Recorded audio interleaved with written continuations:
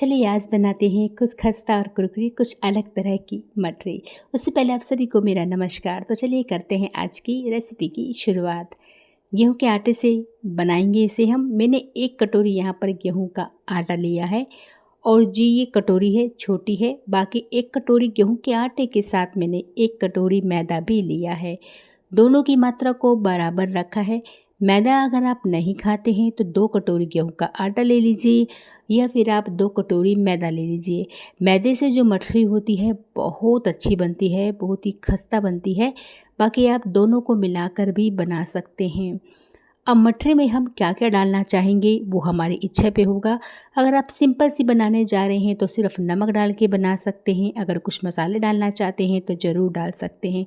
But मैं यहाँ पर सबसे पहले डालूँगी इसमें कलौंजी। थोड़ी सी ही मैंने कलौंजी ली है जिसे हम मगरैल बोलते हैं। उसके बाद इसमें डालेंगे हम सबसे ज़रूरी चीज़ वो है नमक। नमक को मठरी में थोड़ा कम डालिएगा। मठरी में नमक जो होता है कम अच्छा लगता है। उसके बाद डाला है मैंने यहाँ पर काला तिल। तिल आपके लिए बिल्कुल ऑप्शनल है। काले डालिए, वाइट डालिए या नहीं डालिए, कोई दिक्कत नहीं है। लेकिन अजवाइन डालना बिल्कुल मत भूलिएगा। अजवाइन को हाथों से क्रश करके डालिएगा जिससे इसका टेस्ट फ्लेवर दोनों बहुत अच्छा आता है।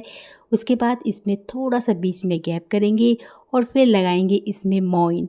मोइन लगाने के लिए मैंने घी इस्तेमाल किए हैं। घी को पहले से ही मैंने पिघला लिया था और चम्मच के हिसाब से मैंने यहाँ 1.5 चम्मच घी लिया है।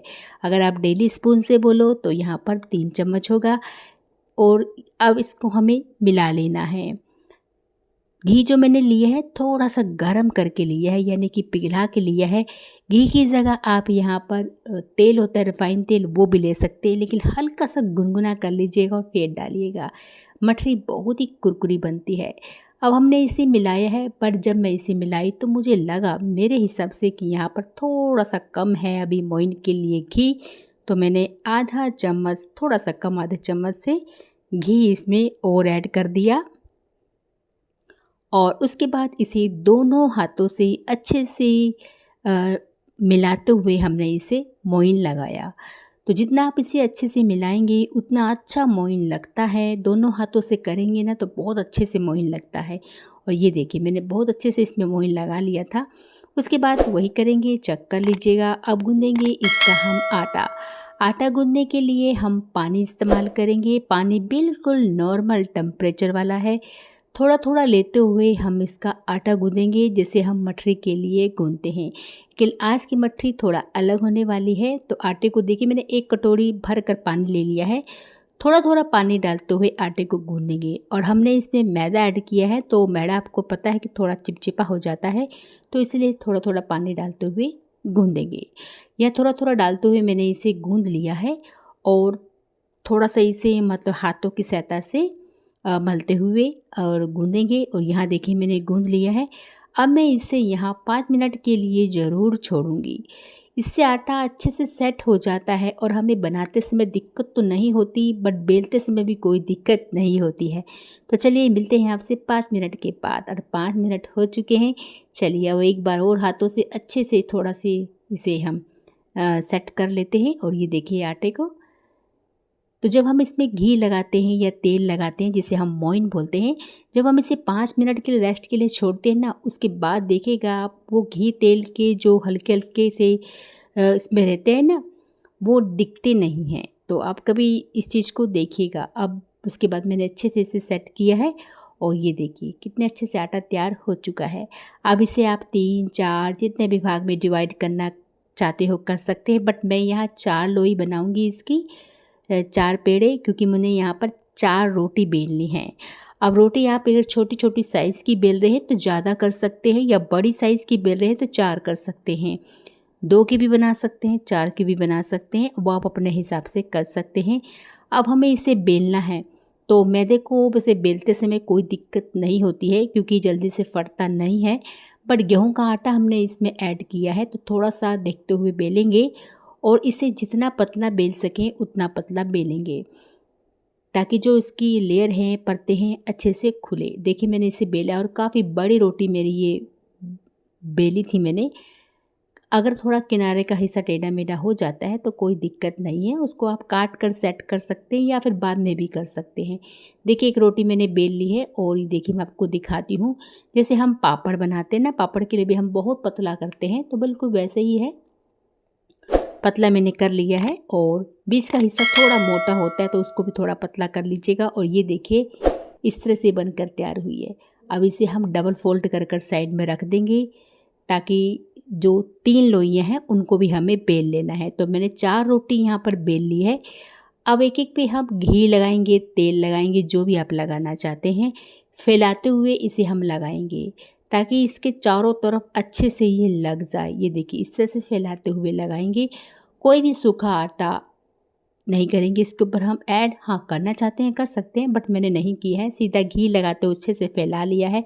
अब हम इसके ऊपर दूसरी रोटी रखेंगे और दूसरी रोटी को अच्छे से फैलाते हुए रखेंगे। कहीं से अगर छोटी बड़ी हो भी जाती तो कोई दिक्कत नहीं है, खींच खांच के वो सब सही हो जाता है। मैदा आराम से आप खींच सकते हो मैदे को, तो ये काफ़ी स्टिकी होता है। और ये देखिए हमने खींच के इसको सेट कर लिया है। अब इसके ऊपर भी हम घी तेल लगाएंगे, अच्छे से फैलाते हुए लगाएंगे, चारों तरफ फैलाते हुए लगाएंगे। उसके बाद इसके ऊपर तीसरी रोटी रखेंगे और फिर तीसरी रोटी को भी ऐसे ही करेंगे, फिर चौथी रोटी रखेंगे। यानी कि 4 रोटी बेलनी है, चारों रोटी को ऐसे ही रखना है। और ये देखिए इस पर भी लगा लिया है मैंने। चलिए जो लास्ट वाली है उसमें भी ऊपर घी लगाना है और उसके बाद उसे भी फिर हमें सेट करना है। और ये देखिए इसको भी हमने ऐसे कर लिया है। चलिए यहाँ सभी रोटियों को हमने कर लिया है। अब जो भी एक्स्ट्रा है, किनारे में कई बार एक्स्ट्रा रहता है, उसे कट कर लेंगे। मैंने यहाँ पर इसे किनारे में 2 तरफ काट लिया था। अभी चौथी रोटी भी मैंने रख दी है। ये देखिए इस तरह से खींचते हुए सेट कीजिएगा ताकि इसमें कहीं भी बबल्स बीच में ना आए। आते हुए दोबारा से खींच के सेट कर लेंगे। हल्के फुल्के हाथ तो कोई दिक्कत नहीं है, पर ज़्यादा नहीं आने चाहिए। चाकू की सहायता से हम इसे कट कर लेंगे। पहले किनारे का हिस्सा, ये देखिए ये वाला, क्योंकि थोड़े से ना ज़्यादा ही छोटे होते हैं, इसलिए इसे हम कट कर लेते हैं। और बस अब बाकी इसे अब हम जैसे नमक पारे बनाते हैं, नमक पारे के लिए हम कटिंग करते हैं, वैसे ही कटिंग करनी है। बाकी आप यहाँ साइज़ आधा इंच 1 इंच की दूरी पर इसे कट कर सकते हैं। ये देखिए इस तरह से कुछ पट्टी हमारी बड़ी निकलेगी, कुछ पट्टी हमारी छोटी निकलेगी, यानी कि स्टिप कुछ बड़ी निकलेगी, कोई छोटी निकलेगी। तो इस तरह से हमारे ये मठरी बनकर रेडी होगी। छोटी वाली छोटी बनेगी, बड़ी वाली बड़ी बनेगी। अब इसे हमें फ़ोल्ड करना है। फ़ोल्ड हमें खींचते हुए करना है ताकि जो खुले मत, ढीला ना पड़े। और मैंने इसे खींचते हुए यहाँ पर फ़ोल्ड किया है। ये देखिए इस तरह से खींचते हुए फ़ोल्ड कीजिएगा। कहीं से छोटा बड़ा होता है तो खींच के दोबारा सेट कर लेंगे। अब जो किनारे का हिस्सा है इसमें आप मैदे का, पानी का थोड़ा सा घोल बना लीजिएगा, उसे लगा लीजिएगा। तो यह देखिए मैंने बना कर रख लिए है, मैं आपको ये दिखा रही हूँ। ये सबसे बड़ा बना था इसमें। ये देखिए इस तरह खींचते हुए आपको रेडी करना है। ये देखिए, और जो किनारे का हिस्सा है यहाँ पर थोड़ा सा लगा लीजिएगा, कोई घोल या पानी लगाकर भी बंद कर सकते हैं, या फिर मैदे का और पानी को मिलाकर जो घोल बनाते हैं उससे भी हम इसको बंद कर सकते हैं। ये देखिए चिपका लीजिएगा, नहीं तो तेल में जाके ये खुलता है। और दूसरे को भी हमें इसके ऊपर रख कर और खींचते हुए करना है। तो मैंने 2 बार किया है ये, यानी कि 2-2 कर कर मैंने इसे रेडी किया है। ये दूसरा है इस तरह से। तो आप 1 को भी कर सकते हैं, 3 भी ले सकते हैं, लेकिन 3 ना काफ़ी बड़ी हो जाती है और काफ़ी भारी भी हो जाती है। तो 1 या 3, 1 या 2 लेकर आप कर सकते हैं। और किनारे के हिस्से को अच्छे से चिपका लेंगे। और बस देखिए ये मैंने यहाँ बना लिए हैं। अब इसको हाथों की सहायता से थोड़ा सा प्रेस कर लेंगे पहले, उसके बाद आप इसको अगर बेलना चाहते तो बेल सकते हैं, नहीं तो हाथों की सहायता से भी आप इसे फैला सकते हैं। तो यहाँ इसे बेलेंगे थोड़ी बड़ी हो जाएगी, ये देखिए। और जब बेलें तो बिल्कुल हल्के हाथ से बेलें, ये देखिए इस तरह से। और नहीं बेलना चाहते हैं तो हाथों की सहायता से फैला लीजिए। तो इस तरह से हमारी ये मठरी बनकर तैयार हो जाएगी। चलिए फटाफट से इसे हम एक प्लेट में निकाल लेते हैं और फिर जाते हैं सीधा गैस की तरफ। वहाँ हमने तेल रखा है गरम करने के लिए। लो टू मीडियम फ्लेम में तेल गरम है। एक एक करके डालेंगे क्योंकि काफ़ी बड़ी है, बाकी आप 2-2 करके भी डाल सकते हैं, बट मेरी कढ़ाई में एक ही आएगी। एक एक करके हम इसे निकालते जाएंगे, बिल्कुल भी अभी छेड़ेंगे नहीं। धीरे धीरे कर कर इसकी जो लेयर है वो खुलती जाएगी। उसके बाद इसे हम पलट लेंगे और बीच वाला हिस्सा थोड़ा सा मोटा होता है तो वहाँ थोड़ा सा दबाते हुए करेंगे।